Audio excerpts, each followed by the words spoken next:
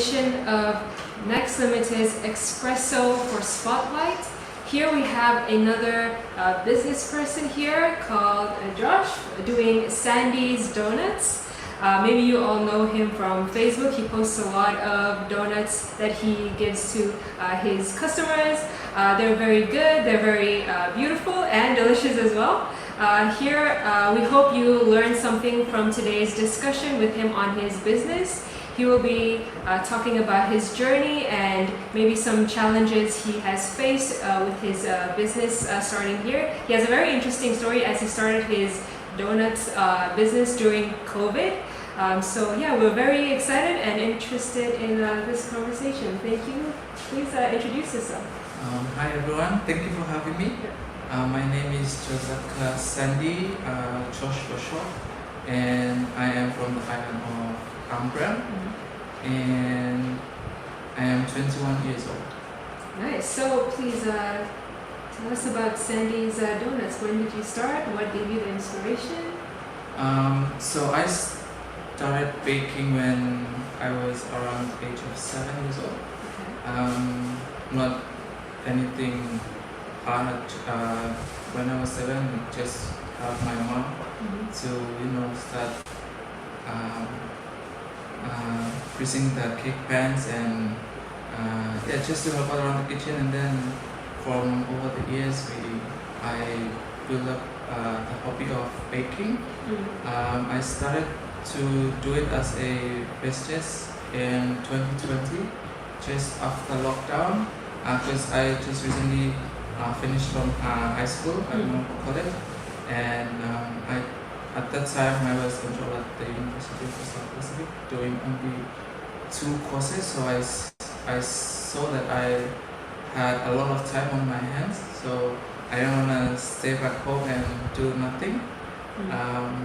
So yeah, I started to bake cakes, and from that time I just added to my story personal Facebook account, and people would message me and to ask if I'd do some order for them, and it all started from there. And at the end of 2020 I did the Facebook page, Sandies, and it grew from there.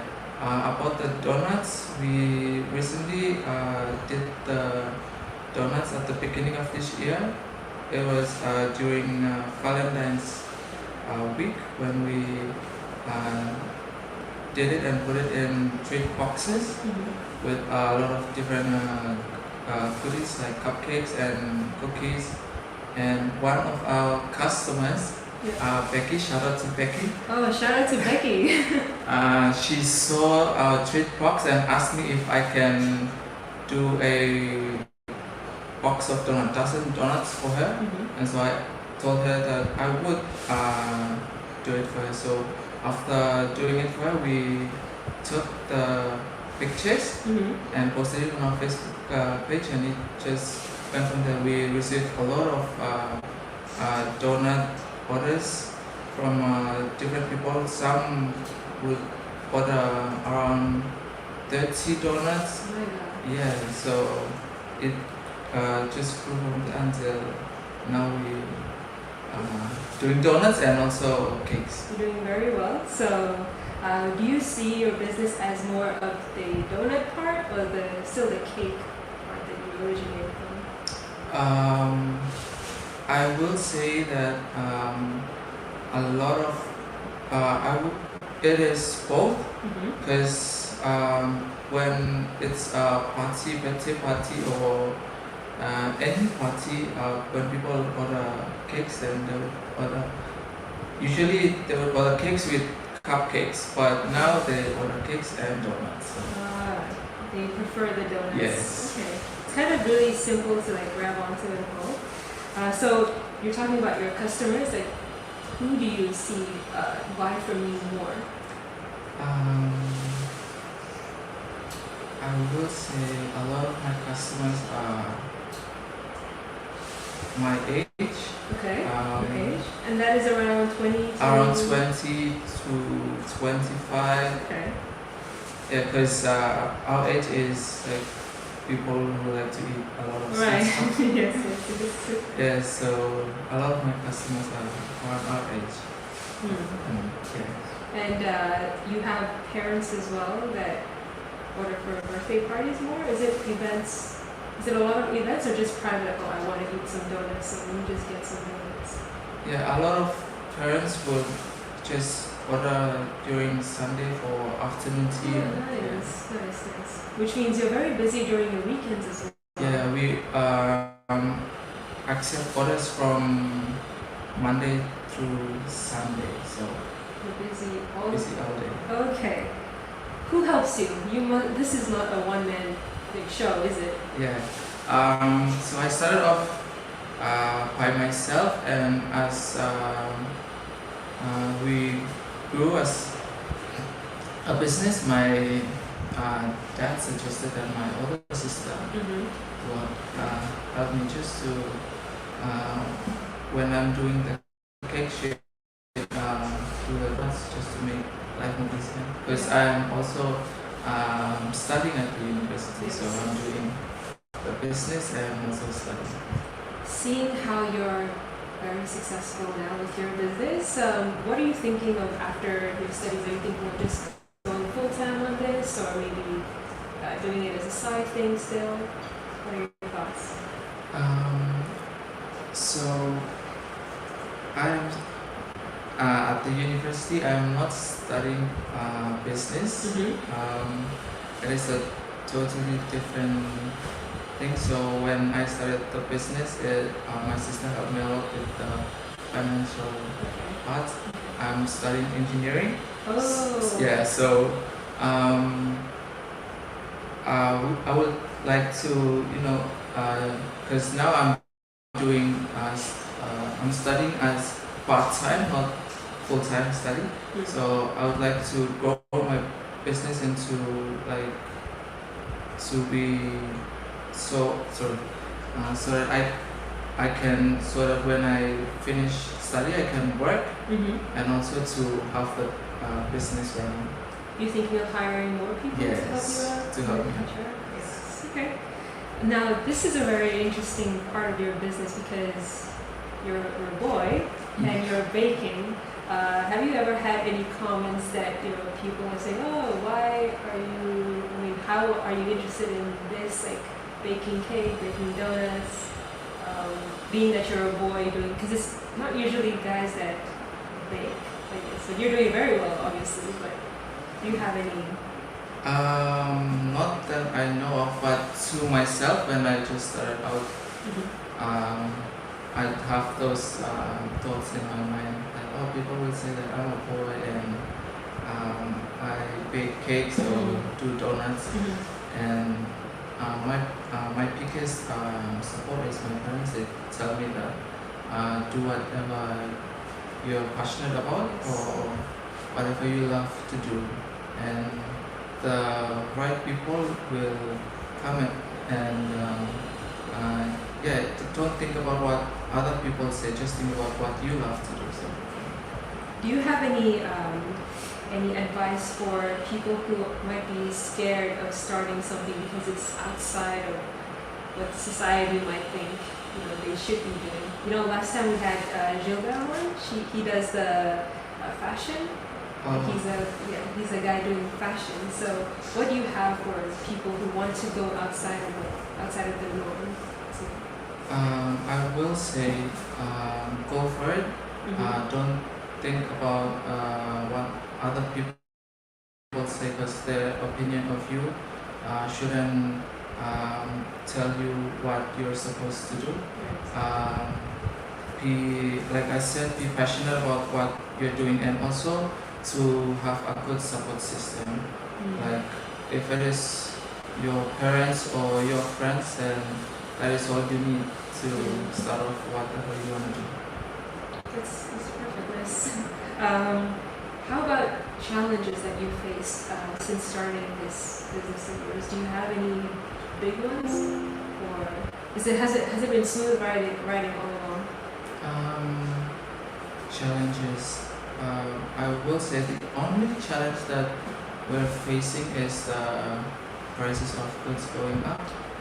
Yeah, and during this pandemic, um, because we started during this pandemic, and we wanted our customers to be able to buy things like with good quality but lower price. So that's why we uh, did our cupcakes. Like for one cupcake, it's only 70 baht, and yeah, it is because of that. And also for our cakes, we have 2 layered cakes that are 1,500 upwards, and so we wanted to help people that even if they're busy or if they're working and don't have that kind of money to buy a large cake from any grocery shop like a Poma shop, but that still be able to get a more cheaper and affordable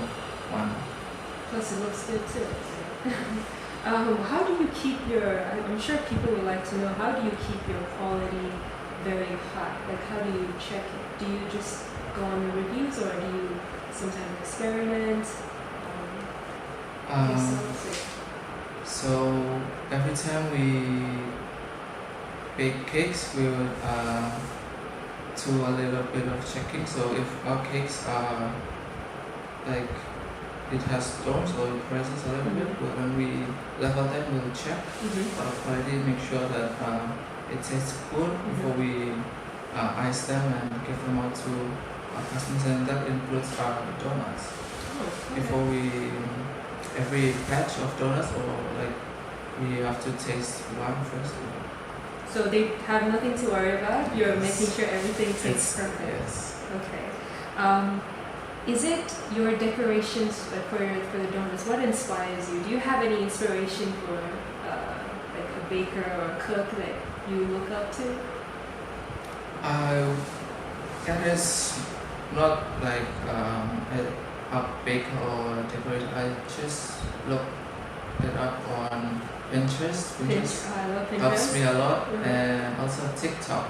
Okay. So I go on there and just search for donuts and get my inspirations from there. Nice. And do you have any an accident, like a big accident on an order? Have you ever had one where somebody's not satisfied or? Yes. You had one? How did you handle it? I have one. So one of our first time customers, she ordered a cake, and we did the deliveries and everything, and when we were on our way back home, they called us and told us that, oh, this cake is so small. And I was like, are you sure we're talking about the same cake? And okay. But the person who called wasn't the person that ordered. So I told him which order, and so he told me that you just dropped it off. And I said, this is we have had a lot of customers who ordered this same cake, but we haven't received any complaints from them. What is it that is making you that the cake was so small, and cakes from the supermarket were much larger? And so I told him that so do you want to return the cake, or have you guys eaten the cake? Because I can just come back and collect the cake and give you your money. And he goes off and was just like, oh, I can bake cakes, I can do it better than you. And I was like, oh, okay, then why didn't you do it yourself? And so I told him that if you wanted to complain, if it is your wife that had ordered the cake, then I would suggest that she'd be the one to complain, because she made a deal with me and not you. So next time when you want to complain, just know that we're not this big supermarkets where like Obama shared that do cakes for like cheap. We're a home-based business and we're not like we don't pay ourselves like they pay the employees. So yeah, I explained it to him and told him that if you want me to get back the cake, just tell me and I'll come back and take the cake and give you back the money. And so he just hung up and yeah. So just so we're clear, it wasn't your mistake. Yeah. It was the customer's It was mistake. the customer's mistake. Sorry, one more experience, but this one was just this Sunday. Oh, it was recent. It was recent. Okay. So we did a 2-tiered cake, and it was with whipped cream. Okay. And we did the cake. They came and picked up the cake. So we did the bottom layers at night, so it had time to set in the freezer. But the top layer we did it in the morning, so we didn't have time to put it in the freezer. So when they come and pick it up, on their way home, the whipped creams were melting. So we were at church and they called us and said, "Oh, the cake is falling down. The top tier is falling down. So how do we solve that?" And I was like, "Oh, okay. I'll go back home and you guys can bring the cake back to me and I'll fix it for you guys." So we went back home, waited for them. They bring the cake back to me and they were so nice. So I took the cake and asked them what time is the party, and they said, "Oh, afternoon." Okay, so I'll do it and it will have a lot of time in the freezer for it to set, and then I'll call you guys to come and pick it up. So these are the customers that I love. Like when something goes wrong, they're very nice and just genuine. Is that your normal customer base, or very nice like that? I mean, I think people have to be to enjoy eating cake, right? Nice. And after that, when they came for the cake in the afternoon, they went back home, and before I slept at night, I just checked out messages to check for new orders for this week. And so the person who ordered the cake on Sunday messaged me and said, "Oh, the cake was so nice, thank you." I was like, "Oh, it's fine." Perfect. So, we're a marketing company, and we're very interested in how you do your marketing. Do you just use Facebook, or is it you get more through word of mouth? How do you handle your marketing? We mostly do it on Facebook, and a lot of when our customers order from Facebook, when they try our cakes and it's all word of mouth. Like we've had one customer who ordered a cake from us, and we delivered the cake, and the next day after the party, and 2 more people messaged us and said, "Oh, we tried this person, the cake at this person's party, and they said that you guys made the cake, so can you guys do a cake for us?" That's fine. Yeah, we can do it. I mean, everyone goes to a party, they enjoy it, they want more of that. Right? Thank you again, Sandies, for coming for this interview today. Please shout out your page. My page is Sandies, Sandies, on Facebook, and you can find our contact and email address on our Facebook page. We are located at Freshwater 6th Road, close to Isaac School. Yes, thank you. So this has been another interesting episode on Spotlight. Sandies is a very good cake and donuts business, and I hope you learned a lot from his experiences and the challenges he has faced and described here on this show today. Tune in again next Tuesday, 6 p.m. on another Spotlight edition. And thank you very much. Thank you.